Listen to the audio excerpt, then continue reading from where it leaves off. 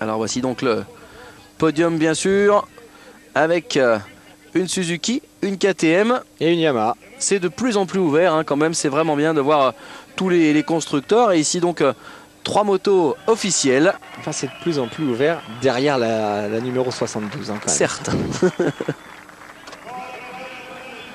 En tout cas c'est vrai que les usines sont bien représentées aujourd'hui. Allez, Kevin Straibos, ça va faire plaisir à Mathieu Laloz, cette 3e place. Et oui, regardez, Jonathan Barragan, il est content, il a le sourire et il peut l'avoir. Il est venu en voisin ici. Ah, ça fait plaisir, un garçon qui est fou de joie comme ça, il est tout sourire. C'est un moment important hein, dans la carrière d'un jeune pilote, monté sur un podium de Grand Prix. Il est vraiment en train de passer un cap quand même. Hein. Et puis la famille Everts, Stéphane et Liam, une nouvelle fois sur la plus haute marche du podium. C'est la 3e fois consécutive cette année. Et 3 podiums hein, pour Liam aussi, hein, qui prend évidemment son rôle de fils prodigue avec beaucoup de sérieux. Et le team manager de chez Yamaha.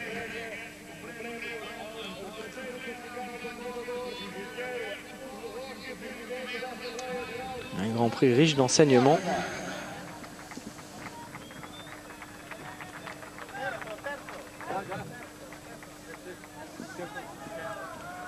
On va attendre ensuite avec impatience hein, d'écouter la réaction de Stéphane Everts, qui connaît bien Jonathan Barragan, car Stéphane il s'entraîne régulièrement l'hiver en Espagne. Donc il côtoie Jonathan, ils se connaissent bien les deux hommes. Straibos, très surpris de cette coupe en faïence. Alors, Sylvain Guébours qui souhaitait voir ses pilotes sur le podium. Ramon 3e la semaine dernière alors que Straibos avait gagné une manche. Là c'est Straibos qui termine 3e du Grand Prix, c'est bien. Pour le jeune pilote belge, Kevin Straibos. Et voici la plus grosse de toutes. Les coupes bien entendu. Et 142 points en compteur pour Stéphane Everts. Derrière, on tombe à 115. 90e victoire en Grand Prix en carrière. Ah, c'est vrai que les 100 victoires, c'est jouable. Hein. Ouais, il faut quasiment réussir la saison parfaite, mais alors le connaissant, est-ce qu'il va pas... S'il n'arrive pas en MX1, est-ce qu'il va pas essayer de doubler? Allez, non, c'est plus possible ça malheureusement. C'est vrai qu'il avait réussi une saison exceptionnelle, hein, l'année où il n'y avait qu'une seule manche.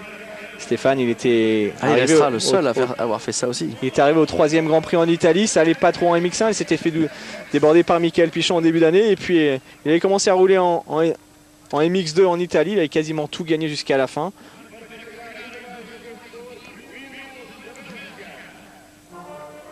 Et c'est vrai, le MX3.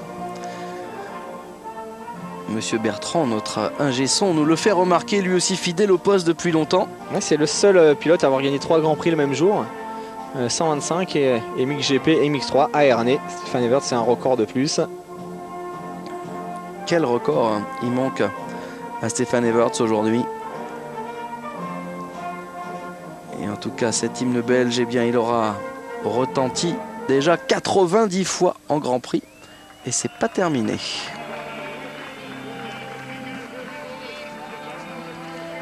Comme l'hymne du pays du soleil levant, qui vient honorer cette belle machine fantastique, usine à gaz avec son châssis en aluminium et son arrière de cadre, on le voit très bien ici, en carbone. Des belles pièces d'usine au service de la victoire. Et puis on peut apercevoir l'embrayage. Pardon, j'en suis tout ému.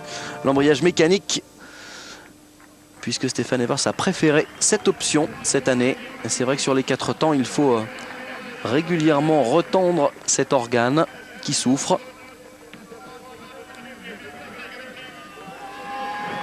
Ce que ces pilotes-là peuvent donc faire en roulant grâce au système utilisé sur ces leviers. Alors pour passer la barre des 100, enfin pour atteindre les 100 victoires, il faudrait qu'il gagne quand même 10 des 12 derniers Grands Prix. Hein. Oh, ça lui laisse 2 jokers. 2 jokers, sachant qu'il y a un Grand Prix à Namur, donc bon là c'est presque, hein, oui, presque déjà joué d'avance. C'est fait. Il y a un Grand Prix à l'Europe. Bon là on se pose pas trop de questions non plus. Donc voilà. Et puis il a également le record de lancer de casque dans le public. Regardez bien. Hop. Alors la suite des réjouissances, hein. Dans 15 jours, c'est le 7 mai, Tetchental, Grand Prix d'Allemagne. Ensuite, le 21 mai, direction Sugo, au Japon. On reviendra à Sevlievo, en Bulgarie, le 4 juin. Italie, également, Montevarchi, au mois de juin, suivi du circuit de Materley-Bazine, en Grande-Bretagne. C'est le circuit qui accueillera le motocross des nations. Ça aussi, c'est au mois de juin, une toute nouvelle piste. Et c'est vrai que ça sera un Grand Prix intéressant, car il permettra de découvrir le circuit sur lequel se déroulera le MX des Nations en fin d'année. Le provisoire, 142 points pour Evert, Sanelok 115. Derrière Tortelli, toujours 3e, 99. Mais Straibos n'a plus qu'un point de retard. Barragan 2. De Dijker est 6e, mais 97 points. Entre Lehoc et De Dijker, c'est très serré. Et Pascal Loret, toujours 9e de ce championnat du monde devant Manuel Priem. 6 Belges dans les 10 premiers, Jean-Christophe. C'est quand même assez notoire. Et on devrait retrouver le meilleur d'entre eux, Stéphane Everts, au micro de Pascal Audiker. Et Yamaha en tête, bien sûr, avec 142 points devant KTM, Suzuki, Kawa, Honda et TM, qui marquent ses petits points. Avec un certain Antti Pironen, 11e de ce Grand Prix, en tout cas de cette deuxième manche. Bravo Stéphane, une très belle course, vous êtes parti deuxième, vous avez passé Sébastien et vous avez à nouveau gagné. Oui, j'ai pas pris un super départ, mais j'ai réussi à doubler pas mal de monde dans les tout premiers virages. Ensuite, j'ai doublé Sébastien Tortelli au début. Et puis j'ai essayé de trouver mon rythme. Après j'ai vu qu'il était tombé, Sébastien, qui était blessé. J'ai perdu un peu de concentration. Du coup Barragan s'est rapproché à 2-3 secondes. J'ai commis une petite faute. Et puis finalement j'ai réussi à retrouver mon tempo. C'était une course difficile cette deuxième manche, mais j'ai réussi à ne pas commettre d'erreur. J'étais très heureux avec ce doublé. 3 courses, 3 victoires, c'est bien. Merci à tout le monde. C'était difficile, ça va être difficile pour toi de rester concentré alors que tes plus gros adversaires sont blessés. Non, enfin, il y a quand même quelques jeunes pilotes derrière. Lehoc, Straibos, Barragan maintenant. Il faut que je les prenne au sérieux. Ils sont très bien préparés et ils seront là à chaque fois, donc non, il faut que je reste concentré. J'ai commis des petites erreurs l'année dernière, après que Michael se soit blessé, et je n'ai pas envie que ça se reproduise cette saison. Ouais, rien n'est gagné, il le sait, hein, Stéphane Evers, la saison va être longue et il a évidemment bien observé l'arrivée et la montée en puissance de ces jeunes qui montent, bien équipés, dans des teams d'usine également, avec des motos parfaitement capables de venir tenir la dragée haute à l'officiel Yamaha. Allez, le deuxième maintenant de ce Grand Prix, Jonathan Barragan, qui lui devrait être évidemment tout sourire, et pour cause. Bravo Jonathan. Ça doit être un super plaisir de vous retrouver ici. La semaine dernière, vous avez connu des petits soucis et là, ouais, c'est mon premier podium. Je me bagarre énormément cette année. La semaine dernière, j'ai loupé le podium de très peu. Dans la première manche, je termine 5. La moto est de plus en plus performante. Dans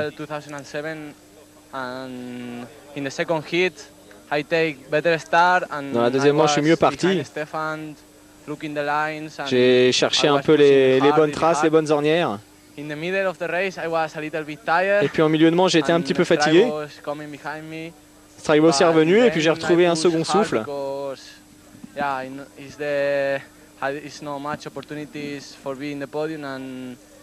J'ai réussi à trouver cette belle opportunité de monter sur le podium. Je suis très heureux.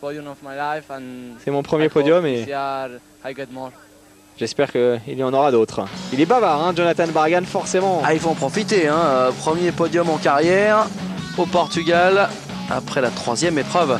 Regardez, il a même jeté son maillot dans le public. Il faut soigner ses fans et il a bien compris cela. On voit le physique très sec de cet athlète. Et le 3e homme, Kevin Strybos, officiel Suzuki.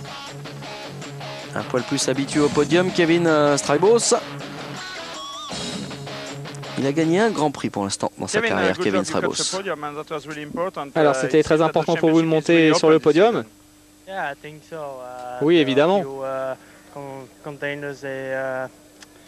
Il y a eu pas mal de garçons qui se sont blessés, qui étaient candidats au podium final. Michael Pichon, Sébastien Tortelli aujourd'hui. Donc j'espère pouvoir monter sur le podium final dans cette course. Ça s'est bien passé.